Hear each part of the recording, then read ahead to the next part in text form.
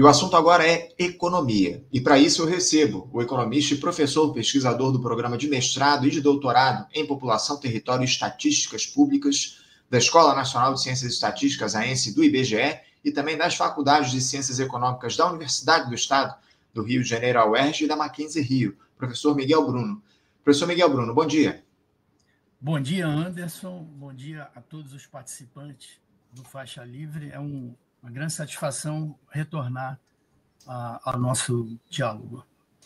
Satisfação nossa, mais uma vez, tê-lo aqui conosco no programa, professor. Obrigado por ter aceitado o nosso convite para fazer esse diálogo, esse papo aqui com a gente, para falar sobre os temas, sobre os assuntos relacionados à economia. E eu queria começar por um tema que acabou, de alguma forma, passando batido por muita gente, em meio a essa comoção que se construiu aqui no país por conta do massacre nas favelas aqui no Rio de Janeiro.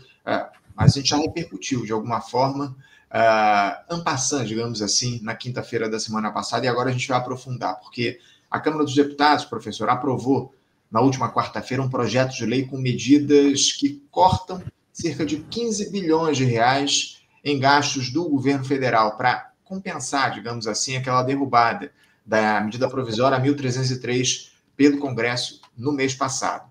O governo articulou a inclusão dessas medidas como um jabuti no projeto que trata da atualização patrimonial de bens imóveis aqui no país.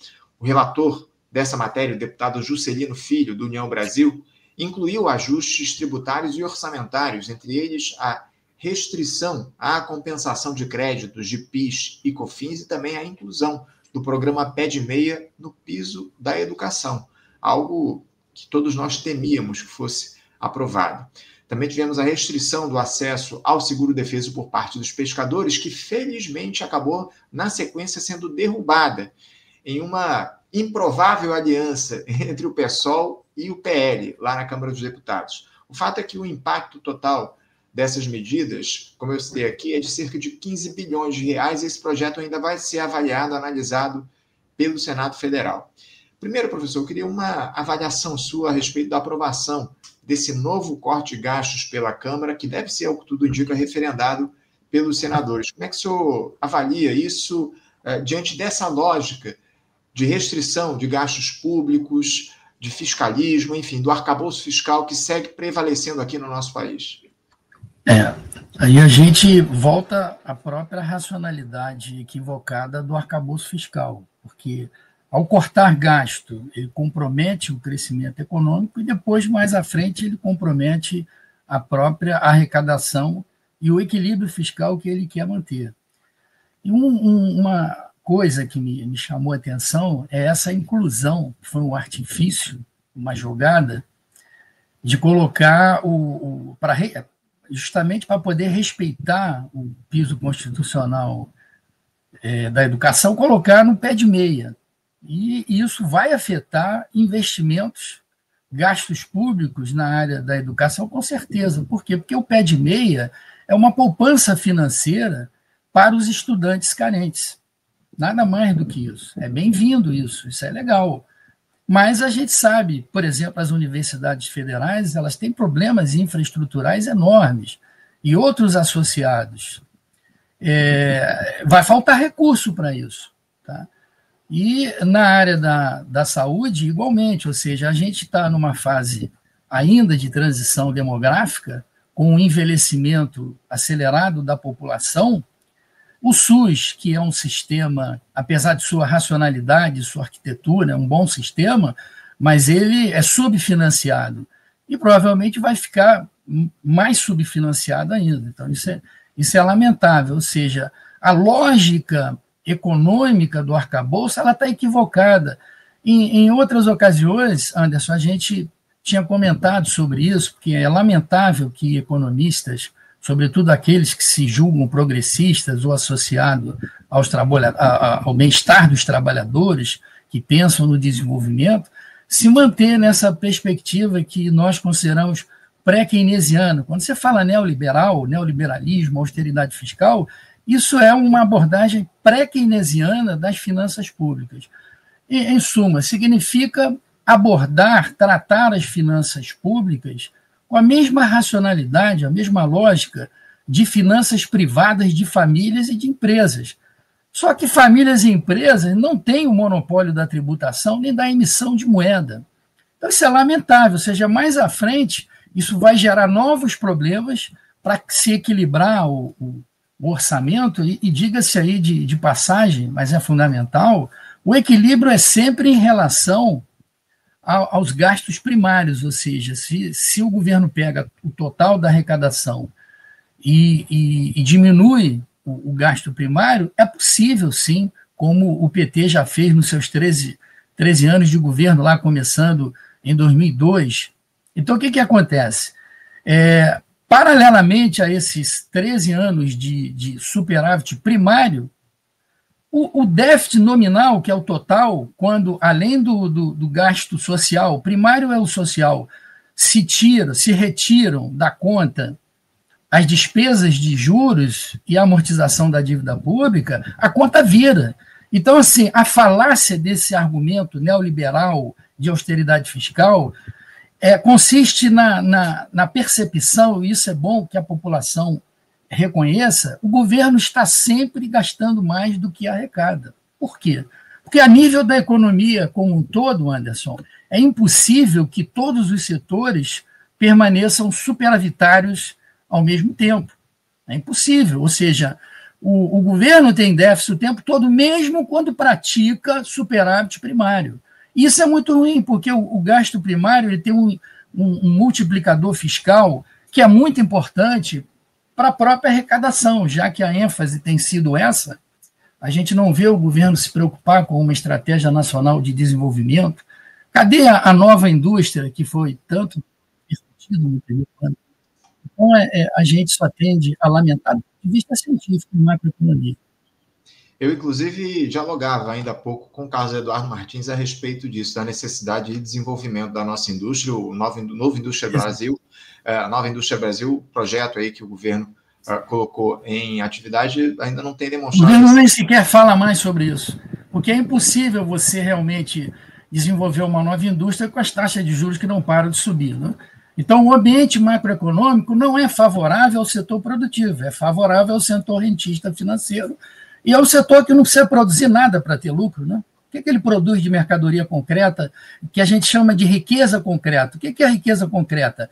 É o alimento, é a moradia, educação, saúde, tecnologia, infraestrutura. É um setor que vive de captação de recursos e poupança dos outros setores. Então, quando as taxas de juros são muito elevadas, ele assume um caráter parasitário, porque ele rouba recursos do setor produtivo e da imensa maioria da população. E também com a predominância dessa lógica agroexportadora que a gente tem no nosso país, né? Com o agro sustentando o desenvolvimento nacional, cada vez mais primarizada a nossa economia, infelizmente, como o senhor coloca. Exato. Agora, professor, voltando a falar sobre esse projeto aprovado lá na Câmara dos Deputados, esse corte de gastos, só essa inclusão do pé de meia no piso constitucional da educação tira 13 bilhões de reais dessa rubrica. A gente tinha o pé de meia colocado, era um custo que era atendido por uma outra rubrica, enfim. Dá para dizer, na prática, que essa medida de incluir o pé de meia no piso da educação e tirar mais 13 bilhões dos gastos ou dos investimentos que poderiam ser feitos em outras áreas da educação, especialmente na educação superior, enfim, dá para dizer que essa iniciativa se configura como a derrubada do piso nacional da educação? Eu acho que formalmente eles resolveram, porque o que eles fizeram não é ilegal. Eles fizeram, inclusive, foi comandado por deputados, etc., não iriam cometer uma falha dessa. Mas, na prática, no sentido social e econômico, é um desrespeito à Constituição. Está claro, porque, como eu falei antes, a capacidade de investimento no setor educacional ela vai cair, obviamente. Ela já estava caindo em função dos juros que não param de subir, né? É o que a gente comentou, Anderson, numa entrevista anterior.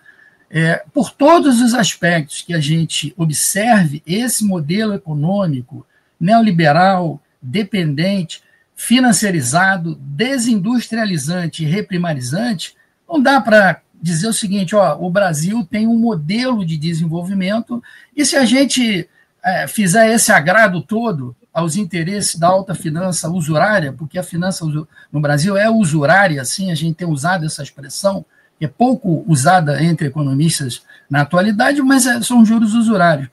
Por todos os aspectos, então, Anderson, a gente não vê o Brasil possuindo um modelo de desenvolvimento que possa efetivamente garantir o nosso desenvolvimento econômico e social. Não tem. E haja reforma neoliberal, porque eles vão tentar fazer reforma administrativa, reforma da Previdência, porque um ponto a ser destacado, Anderson, é que o superávit fiscal ou déficit, ele é endógeno, ele tem que ser encarado pelos policy makers, né, pelos gestores da política macroeconômica, fiscal e monetária desse país. Eles têm que mudar de visão, né? Voltar a ler Keynes e reconhecer o legado de Keynes e de Kalec também, que foi um grande economista que chegou às mesmas conclusões que o Keynes. O resultado é endógeno. Em que sentido? Ele é o resultado da dinâmica da economia. Então, uma economia de baixo dinamismo, juros extremamente elevados, ela está sempre produzindo déficit, sempre produzindo os falsos rombos nas contas públicas, porque não tem rombo. Como o Cadu lembrou, a gente vai pagar 1 trilhão de juros. Quer dizer, um governo que tem rombo não conseguiria pagar R$1 trilhão de juros aos rentistas. Né? Isso está claro. Então, tem muita falácia nisso e, lamentavelmente, a imensa maioria da população brasileira não tem acesso a essa informação. É por isso que eles se sentem liberados para praticar essa quantidade enorme de gasto social que prejudica as pessoas que mais necessitam. Eu acho que, diante disso que está colocado, professor, especialmente desse diagnóstico que o senhor deu, a pergunta que fica é: será que alguém nessa equipe econômica leu Keynes? Eu acho que leram, se passaram pela faculdade de economia, mas isso depois se torna irrelevante, porque eu imagino que os cargos são mais importantes, a visibilidade, fazer currículo. Eu não tenho outra explicação, a não ser que eu faça uma análise sociológica e saia da economia, porque, de certa forma, quando a gente olha o laboratório da história econômica, porque a ciência econômica não é uma ciência como física, química, biologia, não pode recorrer a laboratório. Então, o nosso laboratório é a história. Então, assim, qual é o país que praticou austeridade fiscal e se desenvolveu? Quando o país já é desenvolvido e pratica isso, como a França, Inglaterra e outros, já tem um custo social enorme e prejudica eles mesmos, degrada as condições de vida. Você imagina um país que está há mais de 40 anos na renda média, que é o nosso, e não consegue sair da renda média por causa disso. Tá? Então é um contrassenso isso. O governo tinha que fazer uma autoavaliação, uma autocrítica, ser um pouco mais humilde, e olhar para as necessidades do setor produtivo, da população em geral, porque o que se tem concedido à população carente são medidas compensatórias, são paliativos, que não resolvem. É preciso mais geração de emprego de qualidade. É preciso mais geração de emprego de qualidade, professor, num cenário onde cada vez mais a gente observa as condições de vida da classe trabalhadora se deteriorando, ainda que a gente tenha aí eventualmente mostrando avanços no desemprego. E eu queria falar um pouco, avanços na recuperação do emprego. Eu queria justamente tratar disso com o senhor, porque a taxa do desemprego no país, medida pelo IBGE, ela caiu para 5,6% no trimestre encerrado em setembro, em comparação ao trimestre móvel anterior. A PNAD, né, a PNAD contínua, a Pesquisa Nacional por Amostra de Domicílios. A taxa de desocupação no país recuou 0,2 ponto percentual em relação ao trimestre anterior, quando fechou em 5,8%. O desemprego também registrou queda na comparação com o mesmo período de 2024, registrado em 6,4%. Professor, eu queria que o senhor falasse justamente a respeito disso. Há alguma correlação entre esses cortes de gastos que a gente tem cada vez maiores no país e a geração de empregos no Brasil? Então, o que acontece? A economia brasileira hoje, como ela está em fase, né, de desindustrialização, não vou dizer que está totalmente já desindustrializada, o crescimento do emprego, da ocupação, é muito dependente do PIB. A gente tem feito estimativas econométricas que mostram que você tem aí uma elasticidade, como os economistas falam, que é a sensibilidade, a resposta do crescimento do emprego a variações do PIB é alta, 0,8, 0,9, que significa o quê? Cada 1% de crescimento econômico expande a ocupação em 0,8, 0,9. Agora, é preciso ter cuidado, ter prudência na avaliação da taxa de desocupação. Tempos atrás, o próprio IBGE não falava taxa de desocupação, ele falava taxa de desemprego. A mídia continua tratando as duas como se fosse idêntica, e não é. Por quê? Porque o conceito de ocupação ele é mais abrangente. Isso porque nem todo mundo que está ocupado está na condição de empregado assalariado, seja com carteira ou sem carteira. Quando você pega a definição que a área do IBGE usa, que é uma convenção internacional, isso não está errado, mas quando você pega, por exemplo, eu trouxe aqui para a gente refletir, as pessoas que são consideradas como ocupadas, preste atenção nisso, são classificadas como ocupadas na semana de referência as pessoas que nesse período trabalharam pelo menos 1 hora completa em trabalho remunerado em dinheiro na semana. Além disso, pode ser remunerado em produtos, mercadorias e benefícios. Tá? Mas pessoas que não têm remuneração, mas que estão ajudando membros da família. E pessoas que estão temporariamente afastadas. Então, evidentemente, se você tem um governo que está preocupado com o desenvolvimento efetivo da nação, ele não pode simplesmente dizer, olha, está tudo muito bem porque a taxa de desemprego caiu, a taxa de desocupação, vamos corrigir, que a mídia continua chamando taxa de desemprego. Sobretudo na atualidade, onde você tem uma disseminação do trabalho por plataforma, plataformização do trabalho, uma precarização gigante, que precisa ser mais debatida, ser mais discutida. Então, se você considera que pessoas ocupadas, trabalhando 1 hora na semana está ocupado, isso do ponto de vista do desenvolvimento é uma falácia. Isso serve para a campanha eleitoral, o ano que vem as eleições aí, isso aí o governo espera colher fruto disso. Então, a gente tem que olhar de perto o que significa essa taxa de desemprego, que a gente chama de taxa de desemprego aberta, explícita, que capta as pessoas que estão no mercado de trabalho já empregadas ou procurando emprego. Se a pessoa deixa de procurar trabalho, ela não é considerada desocupada. O IBGE já avançou muito nessas pesquisas, porque tem pessoas subocupadas por insuficiência de horas trabalhadas, etc. Agora, realmente é problemático. 1 hora na semana está ocupado. Aí o desemprego, isso do ponto de vista da mensuração da taxa. O desemprego no Brasil, ele é muito sensível, como eu falei, ao PIB. Por quê? Porque 70% do nosso PIB são serviços. Então, é fácil você gerar emprego, mas você gera emprego numa média salarial de R$ 3.400, R$ 3.300. É isso que a gente consegue gerar. Está faltando emprego para engenheiro, está faltando emprego para certas categorias de trabalhadores especializados, qualificados. Então, isso tem que ser discutido, porque senão a gente nunca vai sair da renda média. Colegas falam, o Brasil está na armadilha da renda média. Em economia não existe propriamente armadilha. O que existe é fazer coisas certas e fazer coisas erradas. Quando você faz coisas erradas apenas para agradar um único ou 2 setores, que é o caso das finanças e do agronegócio, né, aí você fica refém disso. Em nome de quê? De permanecer no governo, ganhar a eleição, e você não consegue mudar efetivamente nada. Isso não é, de fato, um modelo de desenvolvimento.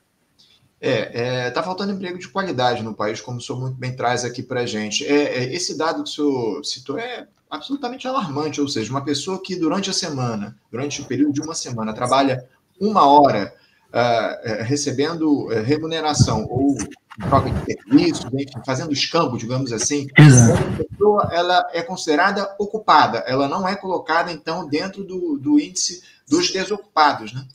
Se ela entra, você calcula a taxa de desocupação, né, você pode calcular assim, como as duas somam 100%, você pode dizer o seguinte, a taxa de desocupação é 1 menos a taxa de ocupação. Entendeu? Então, se ela está aí, a desocupação está 5 e pouco, Então, você pode considerar que é quase 95% da ocupação. Você bota um monte de gente que tem insegurança no trabalho, informalidade também entra nisso, pessoas que não têm carteira assinada, e pessoas que trabalham 1 hora na semana.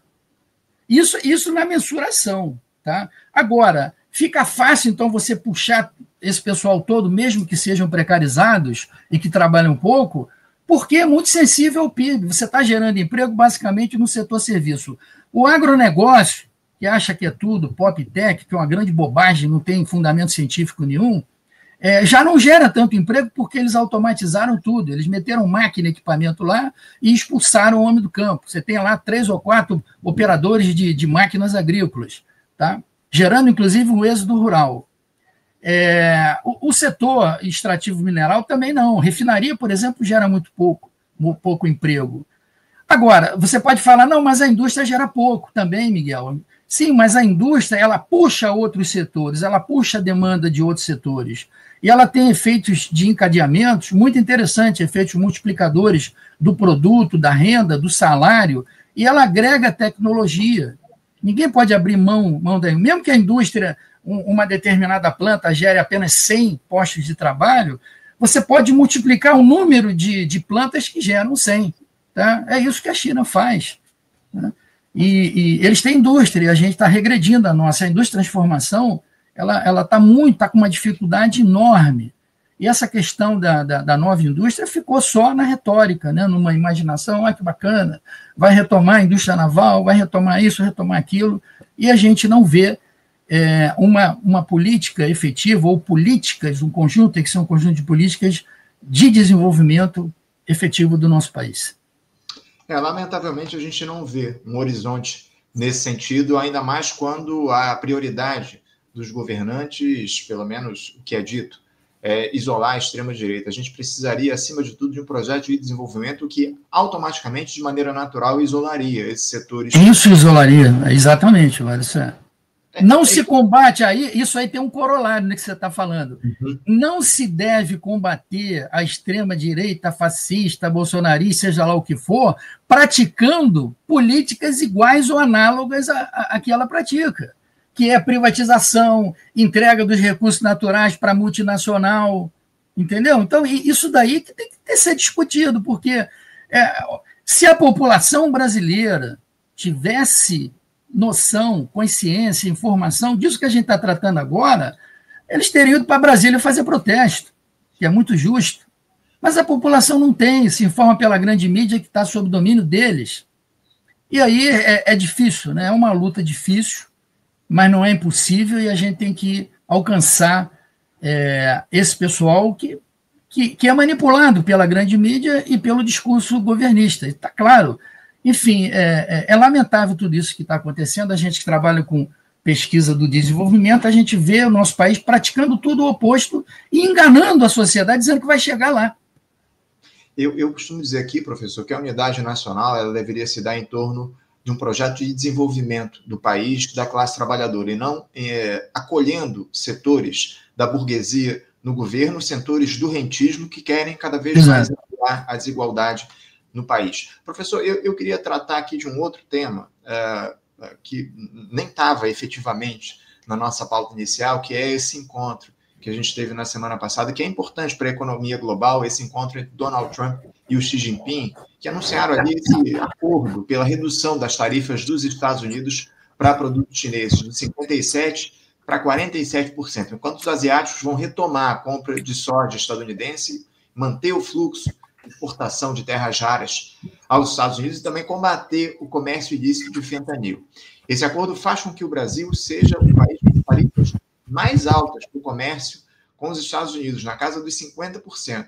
Eu queria que o senhor falasse um pouco, professor, sobre os efeitos desse acordo entre os dois gigantes para o Brasil, para o nosso país. Como é que ele pode afetar a nossa economia e, principalmente, o que está por trás dessa negociação entre o presidente dos Estados Unidos, o Donald Trump, e o Lula. Eu citei, inclusive, isso na entrevista ainda há pouco com o Carlos Eduardo Martins.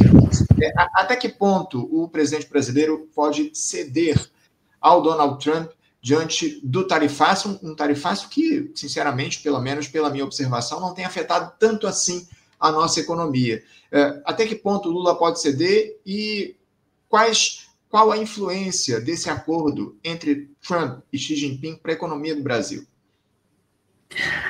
A expectativa é que prejudique muito a gente, né, no setor justamente que a China voltou atrás, que é o setor de soja, que num primeiro momento estava muito feliz, porque não vai vender para os Estados Unidos, né, não vai comprar dos Estados Unidos, vai comprar da gente. E a coisa se inverteu agora. O problema é o seguinte, o Brasil tinha déficit, os Estados Unidos têm superávit, melhor dizendo, com o Brasil no comércio exterior. Né? Então, esse tarifaço, desde o início, a gente sabia que é um tarifaço que tem um conteúdo ideológico, político muito grande, provavelmente para fortalecer a extrema-direita no Brasil e no mundo. Eu acho que o governo brasileiro deveria ter uma postura mais dura, mais altiva, e procurar uma saída, uma alternativa junto ao BRICS.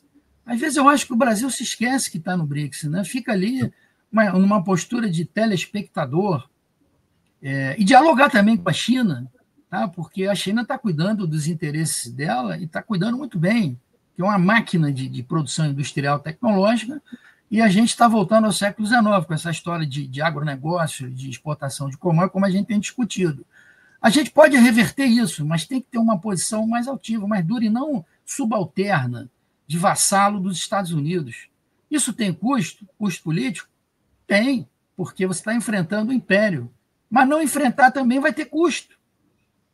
Tá? Vai ter, inclusive, um custo que pode afetar aqueles que querem permanecer no governo. Você pode favorecer a extrema-direita, se não nessas eleições, na próxima. Então, eu acho que vale a pena e é imprescindível ter uma postura um pouco mais incisiva do Brasil. Dialogar tanto com a China quanto com os Estados Unidos, com Xi Jinping e com Trump, a Rússia, enfim, se articular mais com aquilo que é nosso. A gente está no BRICS. Às vezes eu olho e vejo essas matérias, essas manchetes, e falo, o Brasil está fora do BRICS, é isso?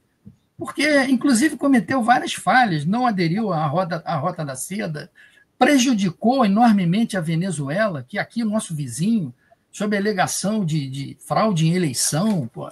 Por que não perguntou aos Estados Unidos, não pediu a ata das eleições aos Estados Unidos também? Quer dizer, isso mostra o quê? Uma postura de subordinação aos Estados Unidos, que é lamentável, sem razão nenhuma. Tem medo de que os Estados Unidos vão botar aqui as Forças Armadas deles aqui, vão invadir a gente. Né? Então, assim, é lamentável isso, mas eu acho que é uma tradição. Né? Eu vejo a nossa sociedade muito americanizada, muito colada à cultura dos Estados Unidos, e como se ganhasse muito com isso. Não ganha nada. Uma subordinação que permanece, infelizmente, no nosso país ao longo dos últimos tempos em relação aos Estados Unidos. Professor, a gente falava sobre desenvolvimento ainda há pouco, e eu tenho aqui uma mensagem de um espectador nosso, o Fábio Bueno Romero Filho, uma pergunta dele que eu queria colocar para o senhor. Ele questiona a respeito do BNDES. O BNDES serve para quem? O Banco Nacional de Desenvolvimento Social, ele quer saber para quem serve o BNDES. Ele não deveria ser uma ferramenta voltada ao desenvolvimento do país, de fato? Ele tem sido utilizado dessa maneira? Como é que o senhor vê a atuação do BNDES nesse momento no país diante desse governo do presidente Lula? Não, ele não tem sido. Por quê? Por que ele não tem sido utilizado como ferramenta efetiva de desenvolvimento? Porque nós não temos um planejamento de longo prazo. Não temos uma estratégia de longo prazo. Vamos pensar, a China vai estar agora implementando mais um plano quinquenal. Né? Qual é o plano quinquenal do Brasil? Não tem. Por quê? Porque o neoliberalismo, em seus pressupostos ideológicos, que não tem base científica, ele só entrega resultado para os de cima, ele é anti-planejamento. Ele implica em fazer o Estado brasileiro, o governo, o país, a ser gestor de curto prazo. A política fiscal, por exemplo, é um instrumento de geração de caixa para a União. E a política monetária é um instrumento de geração de lucro para o setor bancário financeiro e para a elite rentista, nada mais. Então é contraditório. Se houvesse, de fato, uma estratégia nacional e soberana de desenvolvimento, você encaixaria não só o BNDES para financiar a indústria e o setor produtivo em geral, mas para encaixar a Caixa Econômica para o setor habitacional, o Banco do Brasil para o setor agrícola rural, mas para financiar pequenos produtores, médios produtores, que são aqueles que alimentam esse país. Tá? O outro não precisa, o outro tem isenção fiscal, e ainda tem o controle da bancada no Congresso. Então, tem muita coisa errada, Anderson, em termos de desenvolvimento.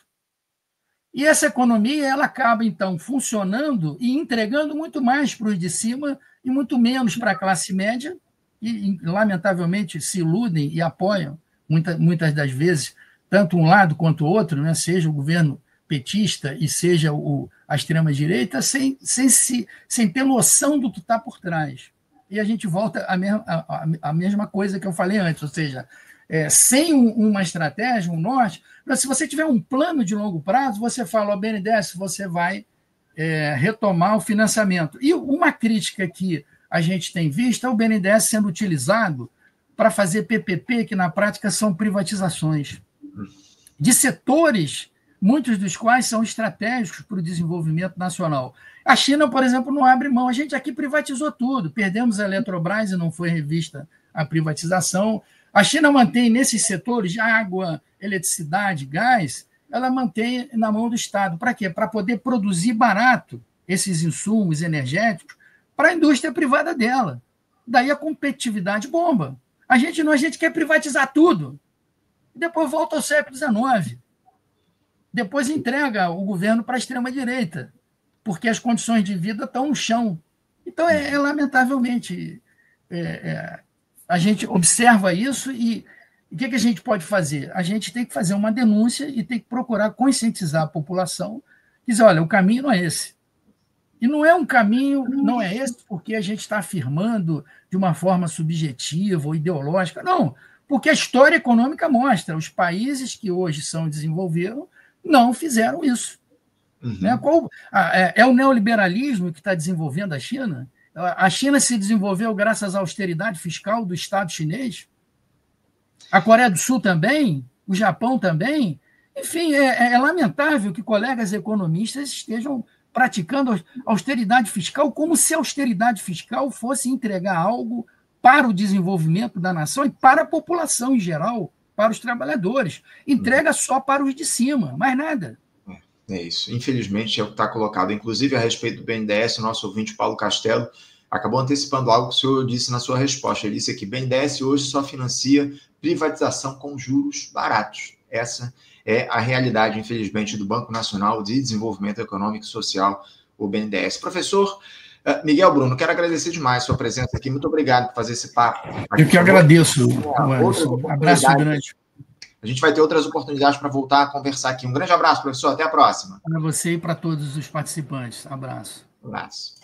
Conversamos aqui com Miguel Bruno. Miguel Bruno, que é economista, também professor, pesquisador do programa de mestrado e de doutorado em População, Território e Estatísticas Públicas da Escola Nacional de Ciências Estatísticas, UENS, do IBGE, e também das Faculdades de Ciências Econômicas da Universidade do Estado do Rio de Janeiro, a UERJ, e da Mackenzie Rio.